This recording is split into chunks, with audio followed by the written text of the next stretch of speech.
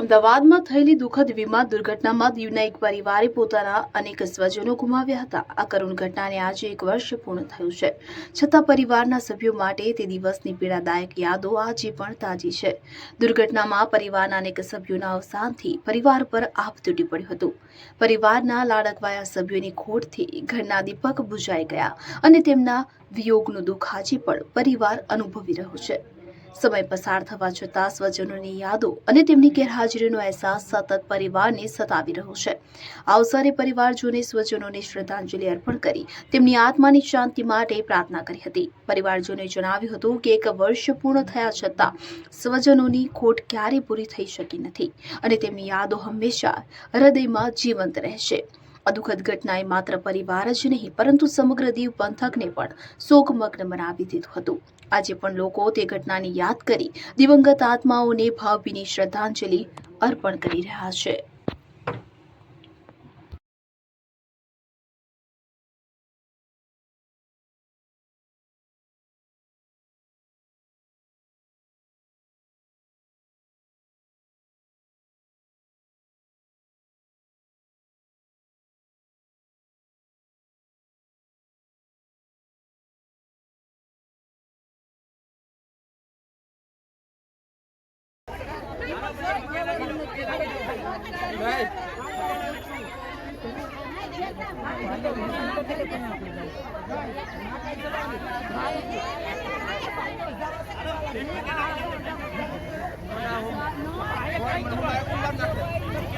આપનો પરિચય. તમારું નામ? મારું નામ નેહલ લાલજી છે અને અમે દીવ ગાંધીપરામાં રહીએ છીએ. અને મારા ભાઈ યુકેથી આવેલા હતા, ગિરીશભાઈ, જે હોલિડે પર આવેલા હતા. મહિનો દિવસ અમારી સાથે રહ્યા, ખુશીથી ફર્યા હર્યા, બધા મંદિરે દર્શન પાણી બધું કરવા ગયા હતા, બંને બાળકોને અને એની વાઈફને લઈને. અને 11 જૂનેથી રાતના 12 વાગે અમારા ઘરેથી નીકળ્યા હતા અમદાવાદ જવા માટે. તે 12 તારીખે એ લોકોનું ફ્લાઇટ હતું લંડન જવા માટેનું. તો 12:30 વાગે અમારા ઉપર ફોન આવ્યો બપોરના કે મમ્મી અમે અમદાવાદ પહોંચી ગયા છે ને લંડન પહોંચીને તમને અમે ફોન કરશું રાત્રે. તો મમ્મી કે હા બેટા, હું તારો ફોન આવશે ત્યારે અમે રાતના સુવાના. તો અમને 1:30 થી 1:45 ની વચ્ચે સમાચાર મળ્યા કે પ્લેન ક્રેશ થઈ ગયું. તો અમને એમ કે કંઈક ક્રેક બ્રેક થયું હશે. અમને આવું પહેલી વાર જોયું, આવી ઘટના આપણા ઇન્ડિયામાં ભારતમાં પહેલી વાર ઘટી. અમને એમ કે થોડુંક ક્રેક થયું હશે. પછી અમને એવી કંઈ ખબર નહીં કે બ્લાસ્ટ થઈ ગયું પ્લેન. પછી અમે ન્યૂઝમાં જોયું ને પછી અમને ખબર પડી કે આખું પ્લેન છે એ આખું બ્લાસ્ટ થઈ ગયેલું છે ને આમાં કોઈ બચ્યું નથી. ત્યાં જ અમને એવી આઘાત લાગી ને કે અમારા હાથ પગમાં કંઈ જીવ ના રહ્યો અને અમને ખુદને કેમ સાચવવા અમને કંઈ ભાન રહી નહીં. અને ત્યારે એ જ દિવસે 12 જૂને હું અમદાવાદ ગયેલી. અમદાવાદ ગઈ, ત્યાં જોયું ત્યાંનો નજારો, તો ત્યાં કોઈ બચ્યું નહોતું. ત્યાં મેં હોસ્પિટલ ગઈ ત્યારે મારું લોહીનું સેમ્પલ લીધું, બ્લડ સેમ્પલ લીધું અને ટેસ્ટ કરવા માટે આપી દીધું. પછી ખાલી એટલું જ ખબર પડી કે આ વિમાન હાદસામાં કોઈ બચ્યું નથી.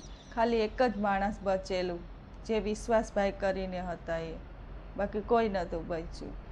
અને અમને જ્યારે આ સમાચાર મળ્યા ત્યારે અમારું આખું બહુ દુઃખનો પહાડ તૂટ્યો હતો અમારા ઉપર કે ભગવાન અમારી હારે જે આવું થયું જ નહીં એવું કોઈની હારે થાય નહીં. અને મારી મમ્મીની હાલત એટલી જ ખરાબ થઈ ગઈ ને, આજ વરસ દિવસ કાલે પૂરું થાય મારા ભાઈનું. પણ અમારા ઘરની અંદર અમે એટલા રડીએ જ ને એને એટલા દુઃખી થાય જ ને, એ અમારે ને અમારા ભગવાનને જ ખબર છે કે અમારી હાલત કેવી છે. અત્યારે અમે કોઈને કંઈ કહીને બતાવતા નથી. અમારા ઉપરવાળાને અમારી હાલત ખબર છે. બેન, એર ઇન્ડિયાવાળાએ પેકેજ જાહેર કર્યું હતું, આમ જેટલા મૃતકો હતો ને એમાંથી આપના પરિવારને કંઈ પેકેજ મળ્યું છે કે નથી મળ્યું? ને અમને ખાલી 25 લાખ રૂપિયા જ આપ્યા છે. બાકી ટાટાવાળાએ પણ 1 રૂપિયા નથી આપ્યો, કે એર ઇન્ડિયાવાળાએ મારી ભાભીનાય પૈસા નથી આપ્યા કે બંને બાળકોનાય નથી આપ્યા. મારા ભાઈના જ એક ગિરીશભાઈના જ એક 25 લાખ રૂપિયા આપેલા છે, બાકી કંઈ નથી અમને મળેલું. રશ્મિબેન. તમારા બે પુત્ર લંડન હતા અને એક પુત્રનું ગયા વર્ષે પ્લેન દુર્ઘટનામાં નિધન થયું છે. શું કહેશો? મારી તમને ક્યારે ખબર પડી હતી કે આવી દુર્ઘટના થઈ છે? મને ખબર જ નથી. કેવી યાદ આવે દીકરાની? દીકરાને બહુ યાદ આવે. સહાય કઈ મળી નથી? મળી. ત્યાં દીકરો શું કરતો વિદેશમાં? એ કમાતો હતો. હવે કમાવાળું કોઈ છે ઘરમાં? નહીં. તો કેવી રીતે જિંદગી કાઢો? બીજો એક છોકરો છે એ મોકલાવે. થોડાક ઈ પણ વિદેશ છે. હા, હવે એને વિદેશ મોકલતા તમને ડર નથી લાગતો? મને ડર લાગે. અને અત્યારે જે કેન્દ્ર શાસિત પ્રદેશ દીવમાં લગ્નગાળો છે અને લોકો પણ હવે આવતા ડરે છે. શું કહેશો એ બાબતને લઈને? વિદેશથી લોકો આવતા ડરે છે. હા, હા. તમારું નામ માં? મારું નામ મટુબેન. મોટુબેન. મોટુબેન. મટુબેન પ્રેમજી હા, મારું નામ. મોટુબેન, અમદાવાદ પ્લેન ક્રેશની ઘટનાને 12 તારીખે એક વર્ષ પૂરું થશે. એમાં તમારા પરિવારનું કોણ વ્યક્તિ હતું? એમાં મારી છોકરી 12 તારીખને મને મળવા આવી હતી ગયા વર્ષે, અને પ્લેન શેષ થઈ ગયો ને મને ખબર પડ્યા હમણાં વર્ષ દી થશે મારી છોકરીને. 12 તારીખ હમણાં આવશે શુક્રવારના, 12 તારીખે વર્ષ દી થાય. મારી છોકરી મને મળવા આવી હતી. પછી અમને ખબર પડ્યા લંડનથી કે પ્લેન અમદાવાદ બેસી ગયો. એટલે મેં જોયું કે એમાં તો મારી બેબી પણ હતી. એટલે મને ખબર પડ્યા.